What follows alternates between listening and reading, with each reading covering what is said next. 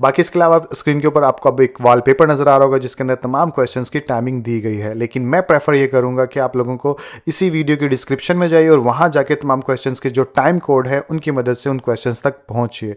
शुक्रिया। अस्सलाम वालेकुम, कैसे हैं आप लोग? उम्मीद करता हूँ आप सबके सब जो हैं बिल्कुल खैरियत से होंगे। आज हम एक्सरसाइज 3.3 जो है उसे स्टार्ट करने जा रहे हैं। क्वेश्चन नंबर 1 आप लोगों को स्क्रीन के ऊपर नजर आ रहा है।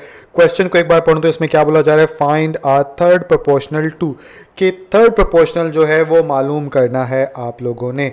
तो ये यानी कि दो क्वांटिटीज़ दी गई हैं। तो अब सवाल यहाँ पर ये पैदा होता है कि सर थर्ड प्रोपोर्शनल किसे कहा जाता है, क्योंकि जब तक ये नहीं पता होगा थर्ड प्रोपोर्शनल किसे कहा जाता है आप क्वेश्चन को सॉल्व ही नहीं कर पाओगे। ठीक है, तो इसलिए सबसे पहले हम बात करेंगे या समझेंगे कि थर्ड प्रोपोर्शनल किसे कहा जाता है। तो इसको समझने के लिए आप अपनी बुक पर जब पिछले पेजेस पे जाएंगे, पेज नंबर 56 पर, तो आपको ये हेडिंग मिल जाएगी थर्ड प्रोपोर्शनल की। तो ये डेफिनेशन आपकी बुक से ही मैंने यहाँ पर रखी है। तो इस डेफिनेशन को पढ़ता हूँ, इससे आपको समझ में आ जाएगा थर्ड प्रोपोर्शनल किसे कहा जाता है। तो if three quantities A B and C are related, यानी तीन क्वांटिटीज़ जो हैं इस तरह से आपस में रिलेट हों, then C is called the third proportion. ठीक है, तो यानी कि अगर तीन क्वांटिटीज़ जैसे ए बी सी ये तीन क्वांटिटी हैं, ये तीन क्वांटिटी जो हैं इस तरह से अरेंज की गई हों कहीं पर, तो फिर ये वाली जो यहाँ पे जो क्वांटिटी लिखी होगी उसे थर्ड क्वांटिटी कहा जाएगा। बेसिकली आप बस यहाँ से समझने की कोशिश करिए कि फर्स्ट क्वांटिटी एक होगी, सेकंड क्वांटिटी हमेशा दो दफ़ा लिखी होगी, और जो लास्ट में सिंगल जो क्वांटिटी होगी वो थर्ड आपकी क्वांटिटी कहलाएगी, उसी को थर्ड प्रोपोर्शनल कहा गया है। बाकी क्वेश्चन सॉल्व करूंगा तो आपको समझ में आएगा, लेकिन मुख्तसर कॉन्सेप्ट को और बेहतर बनाने के लिए आप लोगों को जैसे दो क्वांटिटी यहाँ पर बताई गई है। तो थर्ड क्वांटिटी यानी कि वो किसे कहेंगे, जैसे 6 लिखा, ठीक है, 12 लिखा। अब आपने वो रिलेशन याद होगा, ए है ये बी है, तो पीछे आपने क्या पढ़ा था, ए बी, ठीक है, और फिर बी पढ़ा था और फिर सी आया था ना, तो इसलिए फिर यहाँ पर भी क्या लिखेंगे, यहाँ पर भी 12 लिख देंगे, और लास्ट में अननोन वैल्यू, अब चाहे x लिखो सी लिखो जो भी लिखोगे, तो ये सर्कुलेट वाली जो क्वांटिटी होगी यही थर्ड प्रोपोर्शनल कहलाएगी। बाकी क्वेश्चन सॉल्व होते हुए देखेंगे तो और अच्छे से समझ में आ जाएगा। ठीक है, तो चलिए one by one question solve करते हैं। उम्मीद करता हूं कि आप लोगों को समझ में आ गया होगा। तो ये आ गया पार्ट 1, और इसको सॉल्व करें तो सबसे पहले क्योंकि वैल्यू मालूम कर रहे हैं हम सोल्यूशन लिख लेंगे, और सोल्यूशन लिखने के बाद एक स्टेटमेंट लिख देते हैं यहाँ पर। तो ये मैंने स्टेटमेंट लिख दी, let x be the third proportional. फिल वक्त क्योंकि हमने मालूम करना है तो जो भी चीज़ मालूम करनी होती है उसको वेरिएबल एक्स से एक्स वाई जी या सी किसी से भी अल्फ़ाबेट से रिप्रेजेंट कर लेते हैं। तो फर्स्ट करो, इस वक्त थर्ड प्रोपोर्शनल एक्स है, तो अगर एक्स को समझ लें थर्ड प्रोपोर्शनल, तो अब हमारे पास तीन क्वांटिटीज़ हो गई, तो हम यानी कि इसको प्रोपोर्शनल की फॉर्म में लिख सकते हैं। कैसे लिखेंगे, यहाँ पे लिख देते हैं देन लिखने के बाद हम यहाँ पे लिखेंगे फर्स्ट क्वांटिटी, यानी कि फर्स्ट इज टू 12, उसके बाद प्रोपोर्शनली का सिंबल, और उसके बाद फिर सेकंड क्वांटिटी जो है दोबारा से लिखते हैं, और लास्ट में आप जो क्वांटिटी लिखोगे वो थर्ड प्रोपोर्शनल होती है। जो अभी मैंने बताया था तो उसके अकॉर्डिंग अभी हमने x थर्ड प्रोपोर्शनल रखा है, तो यहाँ पे लिख देंगे हम x। ठीक है, तो इस तरह से ये प्रोपोर्शनल बन गया। अब जो है आगे सॉल्व करना आसान है, जैसे पिछले एक्सरसाइज में किया था। अब इससे यानी बेसिकली हमने क्या करना है, x की वैल्यू निकालनी है। तो फार्मूला आप लोगों को पता है, तो ये मैंने लिख दिया, product of extreme is equal to product of mean. अब प्रोडक्ट ऑफ एक्सट्रीम कौन सी होती है, एक्सट्रीम होती है इसको इसके साथ मल्टीप्लाई कर देते हैं, और मीन कौन सी होती है, इसको इसके साथ।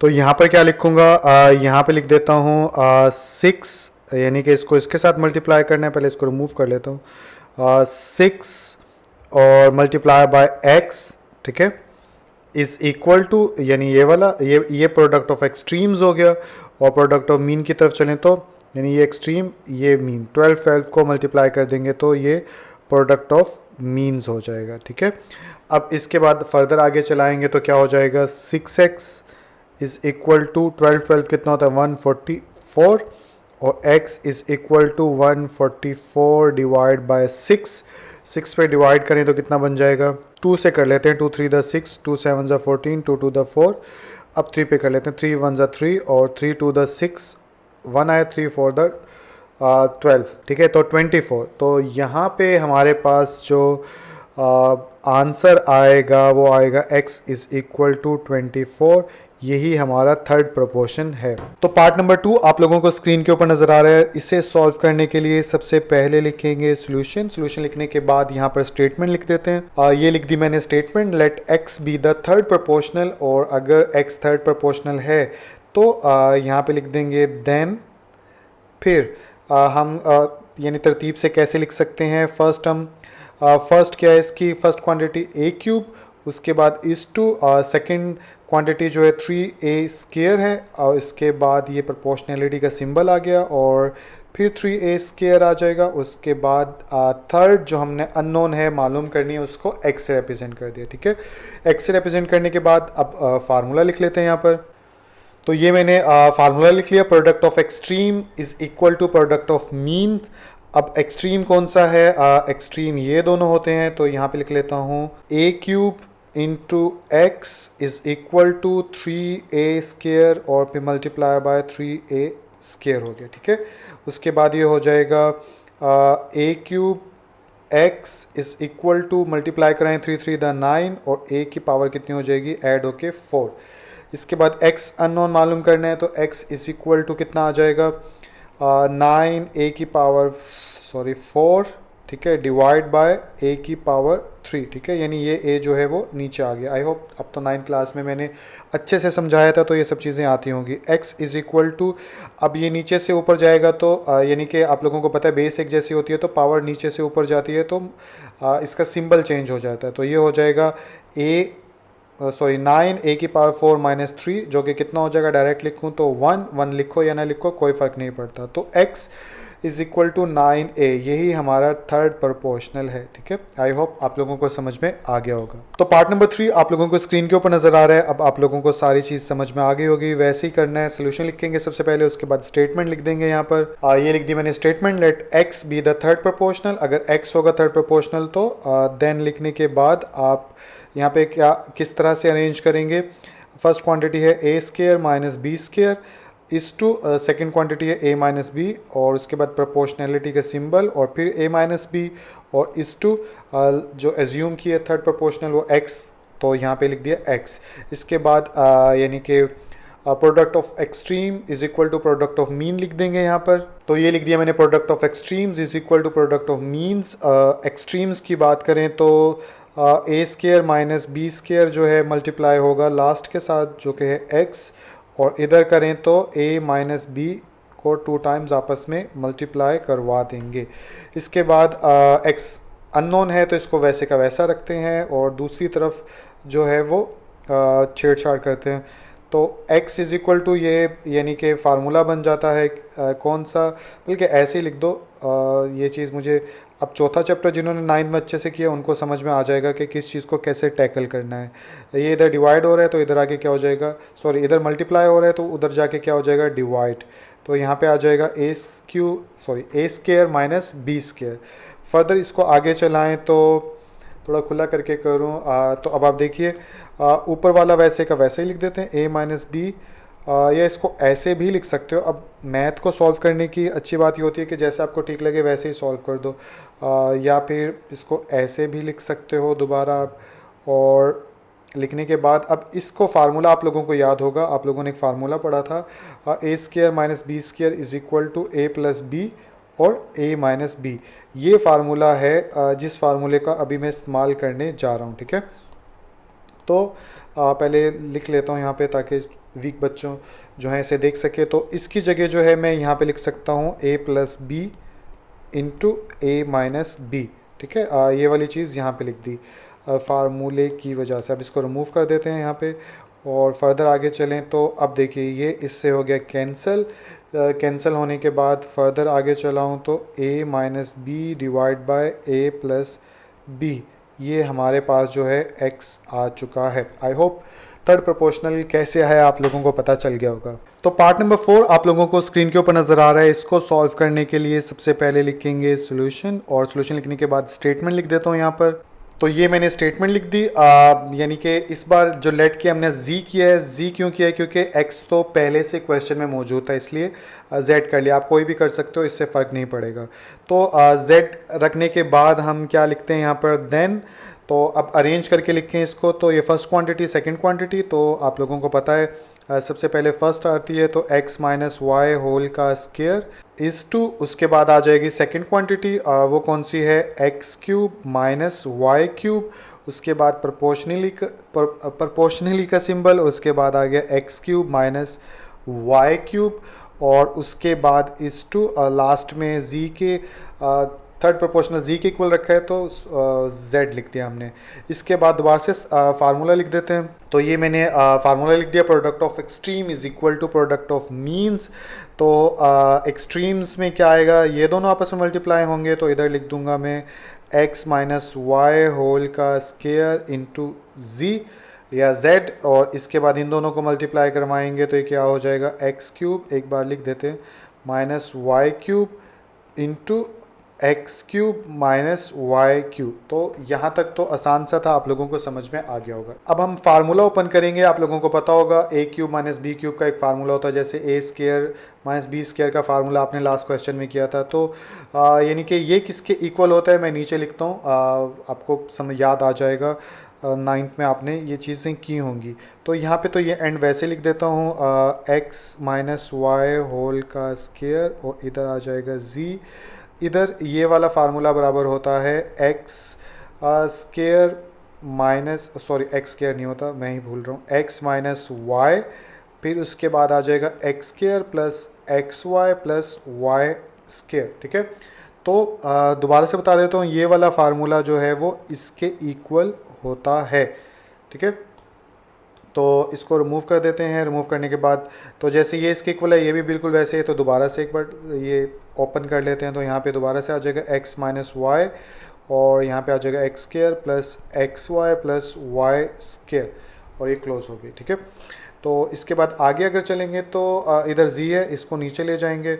तो अगर मैं इसको लिखूँ यहाँ पर z, ठीक है, और यहाँ पे आ जाएगी एक लाइन, और नीचे क्या आ जाएगा, x माइनस वाई होल का स्केयर, यानी ये वाली चीज़ जो है दूसरी साइड पे नीचे चली गई। अब आप देखिए, अब हमें कैंसिल आउट करने होते हैं ना इस वाले स्टेप के अंदर।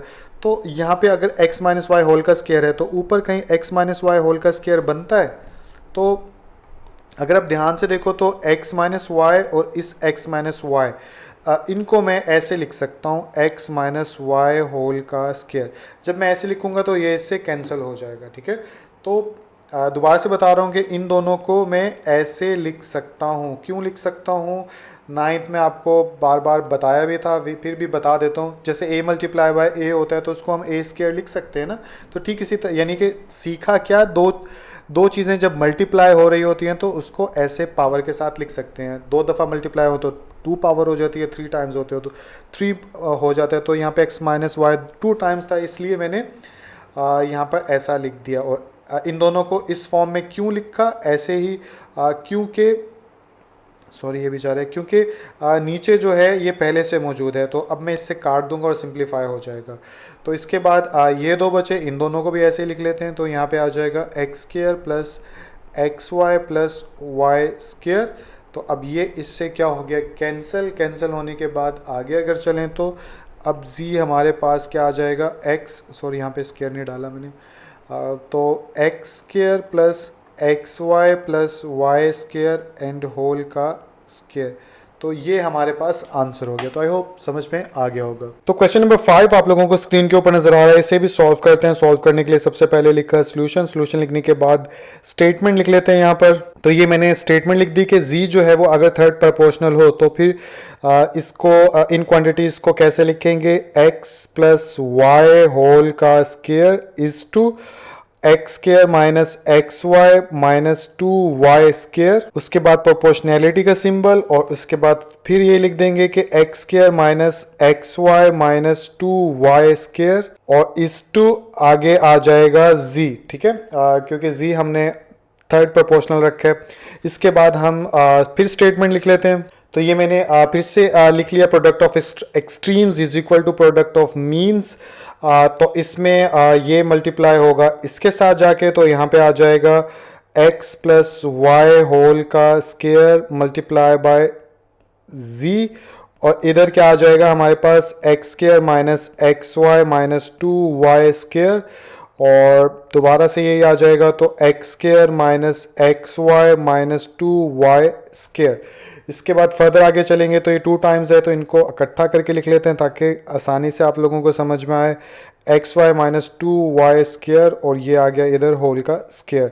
ये इधर मल्टीप्लाई हो रहा है, दूसरी साइड पे जाके आप लोग जानते हैं वो डिवाइड हो जाएगा। तो यहाँ पे एक लाइन डाल लेते हैं और नीचे लिख देते हैं x प्लस वाई होल का स्क्र, और ये इक्वल का साइन इधर से करके थोड़ा सा नीचे लिख देते हैं और यहाँ पे लिख देते हैं z। ठीक है, आई होप यहाँ तक तो समझ में आ गया होगा, कोई खास काम नहीं है इन दोनों को इकट्ठा करके लिख के। इसके बाद हम कैसे सॉल्व करेंगे, तो देखिए कोई भी वैल्यू मालूम करनी हो तो हम क्या करते हैं कि ऊपर नीचे कैंसलेशन करते हैं। तो यहाँ पे कुछ ऐसा हो ही नहीं रहा कि हम कुछ कट कर सकें, इसको तो फिर भी ओपन किया जा सकता है, लेकिन ये वाला हिस्सा जो है इसको कैसे सॉल्व करेंगे। तो जब भी कैंसलेशन करते हैं, काटते हैं, तो आप लोगों को पता है कि ऊपर जो भी चीज़ मल्टीप्लाई हो रही होती है तभी उसको नीचे के साथ हम कैंसिल करते हैं। तो अगर हम इस एक्सप्रेशन को किसी तरह फैक्टर्स में तब्दील कर दें, यानी किसी भी एक्सप्रेशन को मल्टीप्लिकेटिव फॉर्म में तब्दील करना ही फैक्टराइजेशन कहलाता है। तो अगर इस एक्सप्रेशन को हम फैक्टर्स में तब्दील कर देंगे तो हमारा काम बन जाएगा। तो फैक्टर्स में तब्दील करने के लिए फैक्टराइजेशन आपने 9th क्लास में आप लोग सीख चुके हो। मैं करूंगा तो आप लोगों को इसलिए अच्छे से समझ में आ जाएगी। तो फैक्टराइजेशन करने के लिए फर्स्ट और लास्ट टर्म को जो है आपस में मल्टीप्लाई किया जाता है। तो मल्टीप्लाई करूं तो ये आ जाएगा 2x square minus 2x square y square. इसके बाद हम क्या करते हैं कि दो हमें वैल्यूज़ ऐसी चाहिए जिनको मल्टीप्लाई करें तो हमारे पास minus 2x square y square आना चाहिए, और जिनको हम ऐड करें तो हमारे पास ये मिडल वैल्यू यानी कि माइनस एक्स वाई आना चाहिए। तो ऐसे में माइनस 2x वाई को मल्टीप्लाई करोगे आप एक्स वाई के साथ, ठीक है, तो हमारे पास आंसर आ जाएगा minus 2x square y square. और अगर आप माइनस 2 यहाँ पे लिख देता हूँ, माइनस 2x वाई के अंदर ऐड करोगे एक्स वाई तो हमारे पास ये ही आ जाएगा। तो कौन सी दो वैल्यूज़ हैं, ये वाली दो वैल्यूज़ हैं। पहले मैं लिख देता हूँ, उसके बाद इसको रिमूव कर दूंगा ताकि आप लोगों के लिए समझना आसान हो। तो यहाँ पे आया z और इधर लिख देंगे हम x square minus 2x y plus x y, उसके बाद आ जाएगा माइनस 2y स्क्र और ये ऊपर होल का स्क्र, ठीक है। और उसके बाद नीचे क्या था हमारे पास x प्लस वाई होल का स्क्र। इसके बाद यहाँ से ये कर दिया रिमूव, और रिमूव करने के बाद अब हम इससे आगे चलेंगे तो क्या हो जाएगा। तो इसके बाद जो है अब हम क्या करेंगे, इसमें से कॉमन देख लेते हैं। तो यहाँ पे आ जाएगा x कॉमन आ जाएगा, तो x माइनस 2y पीछे बच जाएगा। सेकंड पेयर में से y कॉमन है तो x माइनस 2y पीछे बच जाएगा, और ये होल का स्क्वायर इसके साथ चल रहा है तो वो डाला, और नीचे लाइन डाल के x प्लस वाई होल का स्क्वायर हो गया, ठीक है। फर्दर इसको आगे चलाएं तो z is equal to x plus y एक फैक्टर, दूसरा x माइनस 2y और ये होल का स्क्वायर, जिसको हम अगर इस तरह ना लिखें ऐसे भी लिख सकते हैं क्योंकि दोनों के साथ ही है ना। और डिवाइड बाय कितना आ गया, x प्लस वाई होल का स्क्वायर। अब आप देख सकते हो ये इससे क्या हो गया कैंसल, तो पीछे बच गया z is equal to x minus 2y whole का स्क्वायर। यही हमारा आंसर है। तो आई होप ये भी समझ में आ गया होगा। तो क्वेश्चन नंबर 6 आप लोगों को स्क्रीन के ऊपर नजर आ रहा है। इसे सॉल्व करने के लिए सबसे पहले तो लिखेंगे सॉल्यूशन, और सॉल्यूशन लिखने के बाद यहाँ पे स्टेटमेंट लिख देता हूँ। तो ये मैंने स्टेटमेंट लिख दी कि x जो है वो थर्ड प्रोपोर्शनल है। इसके बाद क्वांटिटीज़ को लिखूँ तो यहाँ पे आ जाएगा p square minus q square divide by p cube minus q cube, ठीक है। उसके बाद इस टू सेकेंड क्वांटिटी है p minus q divide by आ जाएगा p square minus p q plus q square, ये प्रोपोर्शनैलिटी का सिंबल। और इसके बाद दोबारा से सेकेंड क्वांटिटी आ जाएगी p minus q divide by p square minus p q plus q square और इस टू, और ये थर्ड प्रोपोर्शनल जो कि लेट किया था x। इसके बाद हम क्या करेंगे, प्रोडक्ट ऑफ एक्सट्रीम लिखते हैं। तो ये लिख दिया product of extremes is equal to product of mean. तो प्रोडक्ट ऑफ एक्सट्रीम्स क्या है, P square minus Q square divide by P cube minus Q cube, ठीक है। और यहाँ पे आ जाएगा मल्टीप्लाई बाय एक्स। और मीन की बात करें तो p माइनस क्यू, और यहाँ पे आ जाएगा P square minus P cube plus Q square, और दोबारा से यही लिख देंगे p minus q divide by P square minus P Q plus Q square. इसके बाद आगे अगर चलें तो अब क्या होगा, इन दोनों को अगर मैं सॉल्व कर दूं ताकि ज़्यादा कॉम्प्लिकेशन आप लोगों को फील ना हो, तो इसको मैं ऐसे भी लिख सकता हूँ, सॉरी थोड़ा सा स्पेस दूँ। यानी कि ये दोनों एक जैसे हैं ना, मल्टीप्लाई हो रहे हैं, तो मल्टीप्लाई होंगे तो एक जैसी हैं, तो इनकी पावर हो जाएगी स्केयर, ठीक है। और ये भी दोनों एक जैसे हैं तो इनको भी स्केयर के फॉर्म में लिख सकते हैं, P square minus P Q plus Q square, और ये आ गया होल का स्केयर। और इधर हमारा क्या था, P square minus Q square divide by P cube minus Q cube और मल्टीप्लाई बाय एक्स, ये वैसे का वैसा लिख दिया। इसके बाद अब क्या करेंगे, एक्स की वैल्यू मालूम करनी है तो इसको इधर ले जाएंगे। जब जब ये वाला हिस्सा इधर जाएगा तो आप लोगों को पता भी होगा ये चीज़ जो है वो नीचे जाके डिवाइड हो जाएगी, और ये चीज़ जो है ऊपर जाके मल्टीप्लाई हो जाएगी, ठीक है, यानी क्रॉस मल्टीप्लिकेशन, क्योंकि दरमियान में जो है वो इसके इक्वलिटी है, ठीक है। दो इक्वली के सिंबल डाल दिए, रुके। तो आई होप समझ में आ गया होगा। तो चलिए इसको थोड़ा सा ऊपर करते हैं, यहाँ पे लिखते हैं x is equal to P minus Q whole का स्केयर वैसे का वैसा, नीचे आ जाएगा P square minus P Q plus Q square, और ये आ गया होल का स्केयर, और मल्टीप्लाई, अब यानी कि ये डिवाइड हो रहा था तो दूसरी साइड पे जाके नीचे चला जाएगा, तो यहाँ पे लिख देंगे P square minus Q square, और ये ऊपर जाके मल्टीप्लाई हो जाएगा ऊपर वाले के साथ, तो ये यहाँ पे आ जाएगा P cube minus Q cube, ठीक है। आई होप यहाँ तक भी समझ में आ गया होगा। इसके बाद अब हम क्या करें, अब हम वैसे इसको दो तरह से सॉल्व कर सकते हैं, लेकिन जो मुझे आसान लग रहा है मैं उस तरह से करूँगा कि इसको ओपन कर लेते हैं, ठीक है। इसको ओपन करेंगे तो आसान हो जाएगा हमारे लिए, और साथ में इसको भी ओपन कर लेते हैं। तो इसको करते हैं ऊपर, और इधर से शुरू कर लेते हैं थोड़ा सा, x is equal to P minus Q. वैसे इसको भी ओपन कर सकते हैं, लेकिन मुझे क्योंकि फार्मूले ज़ुबानी याद होते हैं, इसको खोलेंगे तो हमारा काम आसान हो जाएगा। तो ये चीज़ आपको प्रैक्टिस के साथ वक्त लगेगा आ जाएगी। उसके बाद P square minus P Q plus Q square, ठीक है। और इधर अगर इसको ओपन करें तो ये हो जाएगा p प्लस क्यू, और यहाँ पे आ जाएगा P square minus P Q plus Q square, ठीक है। और नीचे अगर चलें तो ये हमारे पास लाइन सीधी डालें, आ जाएगा दोबारा से p माइनस क्यू, ठीक है, और p प्लस क्यू, ठीक है, क्योंकि ये इसके इक्वल होता है। अब हम क्या करेंगे, एक चीज़ मैं भूल गया, इधर स्केयर है तो इधर भी स्केयर आ जाएगा, ठीक है। ये जो है p माइनस क्यू इस स्केयर से कट जाएगा, क्योंकि ये 2 टाइम्स था तो एक दफ़ा कट गया तो पीछे 1 टाइम रह गया। उसके बाद p प्लस क्यू इससे कैंसिल हो जाएगा, और ये वाला जो है p square minus P Q plus Q square, ये वाला जो है इसके स्केयर से कैंसिल हो जाएगा, क्योंकि 2 टाइम्स था।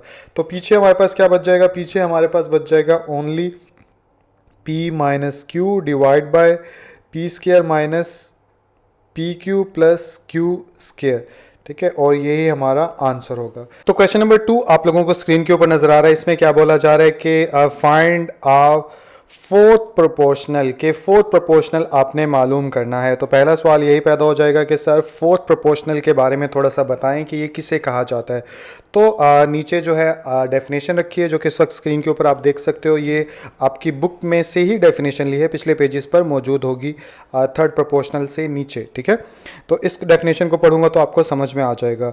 क्या बोलता है इसमें कि इफ़ 4 क्वांटिटीज़, अगर 4 क्वांटिटीज़ हों जैसे A B C and D, और वो चारों की चारों आपस में इस तरह से रिलेट हो 1 2 3 4, यानी ABCD की फॉर्म के अंदर, तो ये फोर्थ जो क्वांटिटी होगी इससे फोर्थ यानी कि प्रोपोर्शनल बोलेंगे, ठीक है। एग्जाम्पल से बताऊंगा तो शायद आपको और अच्छे से समझ में आ जाए।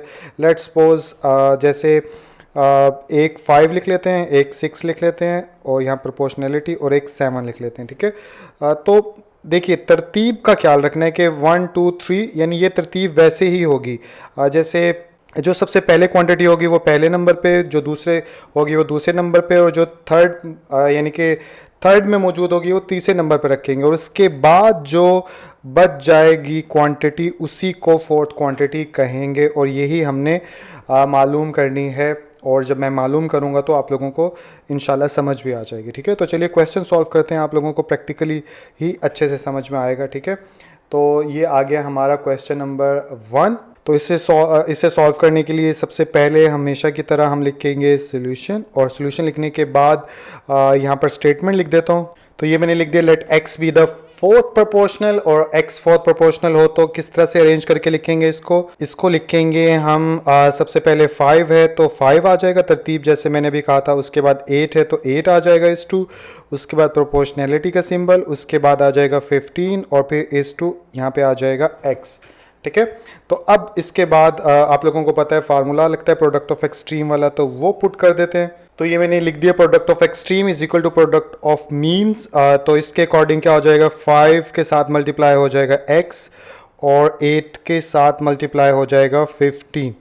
ठीक है, तो ये हो जाएगा 5x इज इक्वल टू 15 को 8 से मल्टीप्लाई करें तो कितना आ जाएगा 120, तो इधर आ जाएगा 120, और फिर नीचे आ जाएगा x is equal to 120 divide by 5। तो अब ये 5 पे डिवाइड हो सकता है, 5 1 ज़ा 5, 5 2 ज़ा 10, 5 4 ज़ा 20, तो 24 आ जाएगा। तो x इज इक्वल टू कितना आया 24।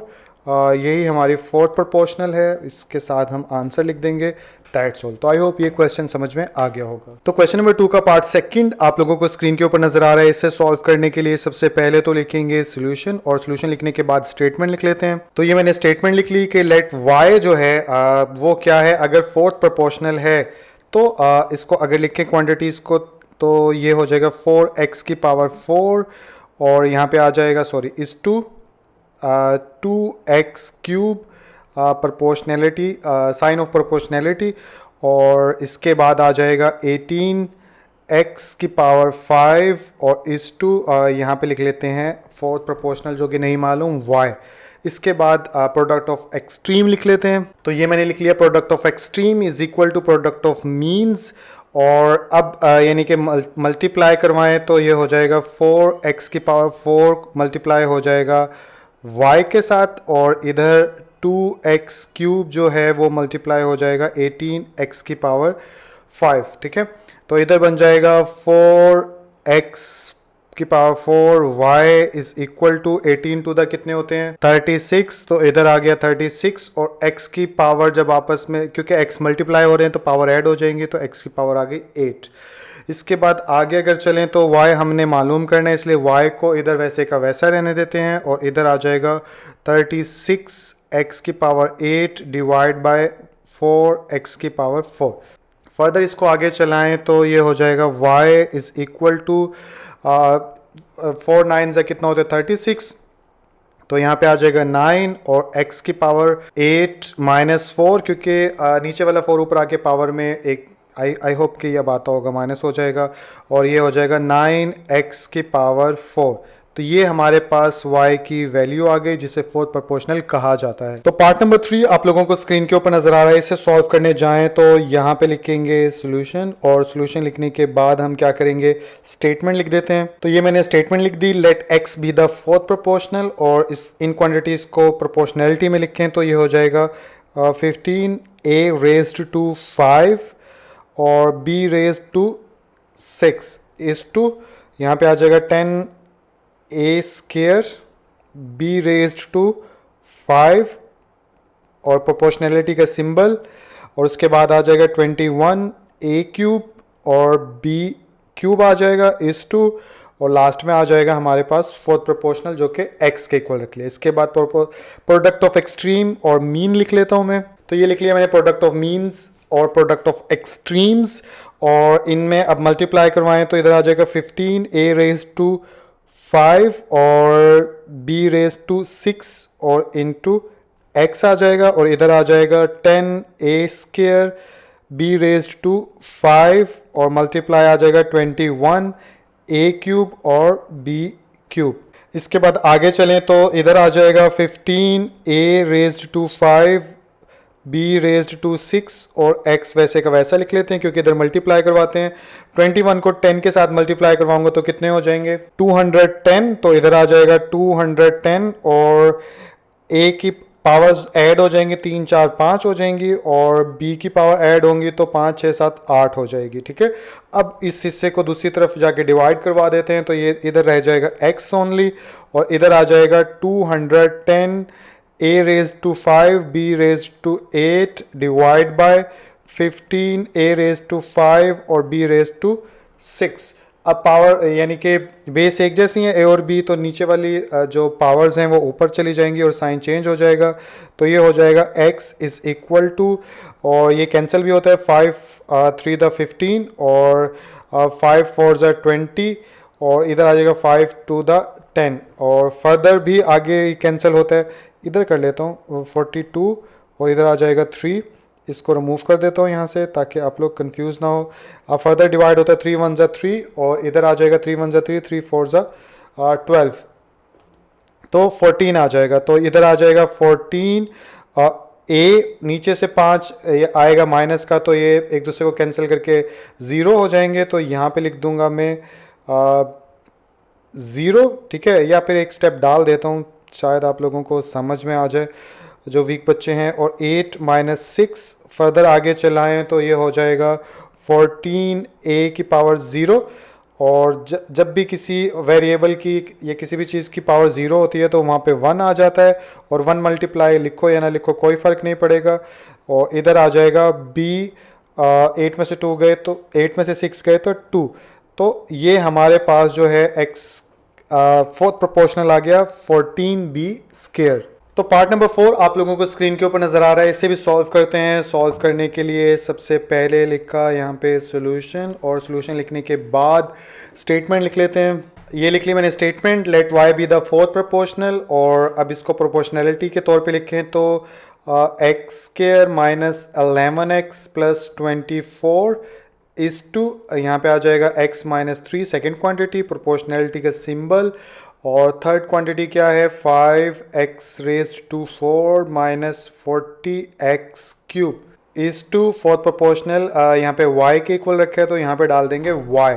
इसके बाद प्रोडक्ट ऑफ एक्सट्रीम और मीन लिख लेता हूँ। तो ये मैंने लिख लिया product of extremes is equal to product of means, और इसमें क्या आ जाएगा यानी कि मल्टीप्लाई कौन से दो होंगे फर्स्ट और लास्ट, तो x square minus 11x plus 24 ये मल्टीप्लाई हो जाएगा y के साथ, और इधर जो है वो क्या मल्टीप्लाई होगा x minus 3 into 5x raised to 4 minus 40 raised to x cube. ठीक है, तो इस तरह से ये लिख लिया। अब इसको फर्दर सॉल्व करेंगे तो इसका हम ले सकते हैं फैक्टराइजेशन के थ्रू फैक्टर्स बनाने पड़ेंगे तभी कैंसिल होगा। तो फैक्टर्स चाहे आप इस हिस्से में बना लो या फिर चाहे इसको इधर जाके डिवाइड कर लो और फिर बना लो। तो हम क्या करेंगे इस हिस्से में बना लेते हैं ताकि ज़्यादा कॉम्प्लिकेशन ना हो, आप लोगों को साफ साफ समझ में आ जाए।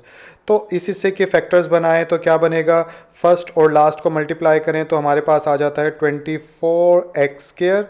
अब हमें दो डिजिट चाहिए जिनको मल्टीप्लाई, दो वैल्यूज़ चाहिए जिनको मल्टीप्लाई करें तो 24x स्क्वायर आना चाहिए और ऐड करें तो वो क्या आना चाहिए 11 माइनस 11x। ठीक है, तो 1 बाय 1 देख लेते हैं। तो ये आ गया हमारे कैलकुलेटर की मदद से देख लेते हैं ताकि आप लोगों को भी पता चल जाए कैसे मालूम करते हैं। 1 मल्टीप्लाई बाय 24 तो यानी कि तो 24 आ जाएगा, तो इधर 1 लिखूंगा इधर 24 आ जाओ लिखूंगा तब 24x स्क्वायर तो आ जाएगा, लेकिन यानी कि माइनस 11x नहीं आएगा।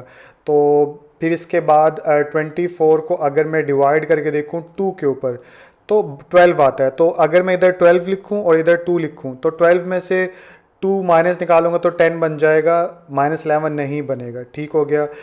तो 24 को अगर मैं डिवाइड करूँ 3 पे, ठीक है, तो 8 आ जाता है। तो 8 3 द 24 और 8 में अगर मैं 3 ऐड कर दूं 8 9 10 11 तो 11 हमारे पास आ जाएगा। तो 8 और 3 का पेयर बना लेते हैं यहाँ पर। तो लिखेंगे कैसे, इधर आ जाएगा 8x multiply by 3x multiply किया तो ये आ गया।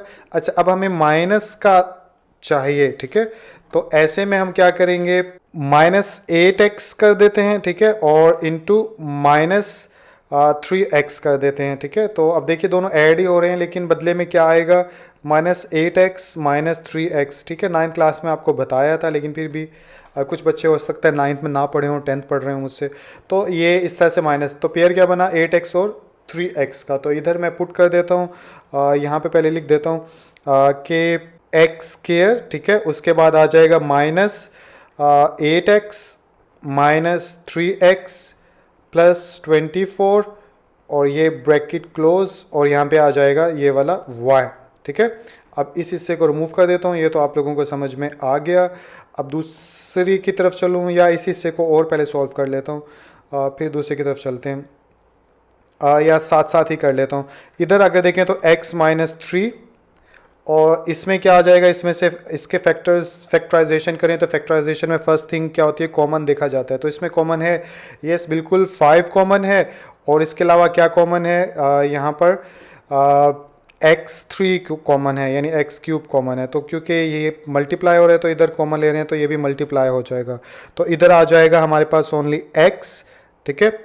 या आपको ऐसे समझ में नहीं आएगा, इसको शायद ऐसे कर लेते हैं ताकि आपको समझ में आ जाए। अब इस हिस्से को सॉल्व करते हैं, तो क्या कॉमन आ रहा था 5x³, तो अंदर क्या बच गया हमारे पास, अंदर बच गया x माइनस 5, 8 द 40 होता है ना, तो यहाँ पे आ जाएगा 8, और बस दैट्स ऑल, और ये स्क्वायर ब्रैकेट क्लोज हो गई।